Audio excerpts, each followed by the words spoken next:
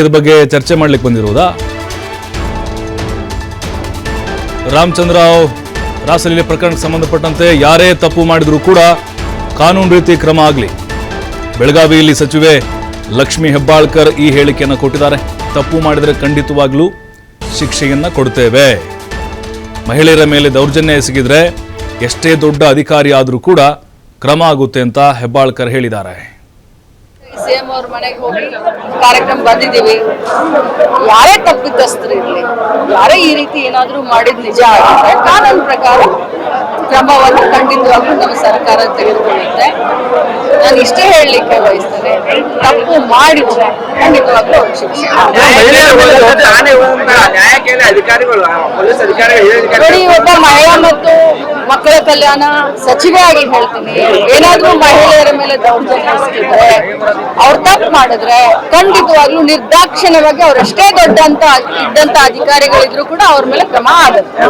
ನಾನು ಬೆಳಗ್ಗೆಯಿಂದ ಟಿವಿಯನ್ನ ನೋಡಿಲ್ಲ.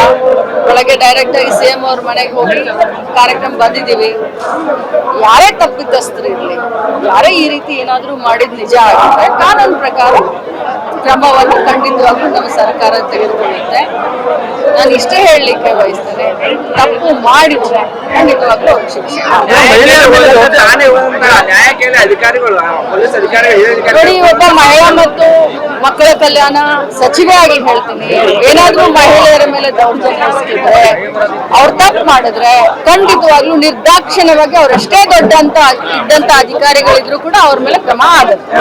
ನಾನು ಮಹಿಳಾ ಮತ್ತು ಮಕ್ಕಳ ಕಲ್ಯಾಣ ಇಲಾಖೆ ಸಚಿವೆ ಹೆಬ್ಬಾಳ್ಕರ್ ಕೂಡ ಹೇಳಿದ್ದಾರೆ, ಈಗ ಆರೋಪ ಅವ್ರ ಮೇಲೆ ಬಂದಿದೆ, ಅದು ತಪ್ಪು ಮಾಡಿದ್ದು ಏನಾದರೂ ನಿಜ ಆಯಿತು ಅಂತ ಹೇಳಿದ್ರೆ, ಪ್ರೂವ್ ಆಯಿತು ಅಂತ ಹೇಳಿದ್ರೆ ಕಾನೂನಾತ್ಮಕವಾಗಿ ಕ್ರಮವನ್ನು ತೆಗೆದುಕೊಳ್ಳಲಾಗುತ್ತೆ ಅಂತ ಹೇಳಿದ್ದಾರೆ. ಯಾಕಂದರೆ ಸಹಜವಾಗಿ ಯಾವ ಸರ್ಕಾರ ಇರುತ್ತೋ ಆ ಸರ್ಕಾರಕ್ಕೂ ಕೂಡ ಒಂದು ರೀತಿ ಕೆಟ್ಟ ಹೆಸರು ರಾಷ್ಟ್ರ ಮಟ್ಟದಲ್ಲೂ ಕೂಡ. ಇಂಥ ಒಬ್ಬ ಹಿರಿಯ IPS ಅಧಿಕಾರಿಗಳ ಮೇಲೆ ಈ ರೀತಿಯಾದಂಥ ಗಂಭೀರ ಆರೋಪಗಳು ಬಂದಾಗ ಸಹಜವಾಗಿಯೇ ಚರ್ಚೆಗಳು ಆ ರೀತಿಯಾಗುತ್ತೆ.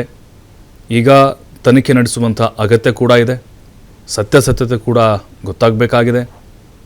ಯಾಕಂತಂದರೆ ಆ ವಿಡಿಯೋದಲ್ಲಿರುವಂಥ ಸಂತ್ರಸ್ತೆಯರು ಸ್ವಯಂ ಪ್ರೇರಿತವಾಗಿ ಅವರೇ ದೂರು ದಾಖಲು ಮಾಡಲಿಕ್ಕೆ ಮುಂದೆ ಬರ್ತಾರಾ ಅಥವಾ ಭಯ ಪಡ್ತಾರಾ, ಅದು ಕೂಡ ಮುಂದೆ ಗೊತ್ತಾಗುತ್ತೆ.